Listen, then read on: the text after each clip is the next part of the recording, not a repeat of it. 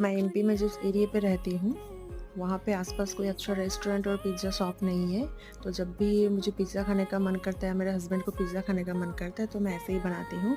Base भी मैंने market से ही नहीं खरीदे, घर पे ही बनाया। बेस के लिए मैंने दही, सोडा और मैदे का यूज़ किया है और टॉपिंग्स तो घर पे रहते ही हैं। ये चीज़, पनीर और चिकन पिज़्ज़ा है। अगर आपको ऐसी और वीडियो चाहिए, तो आप सब्सक्राइब कर सकते हैं मेरे यूट्यूब चैनल को और लाइक एंड कमेंट कर दीजिएगा। Thank you.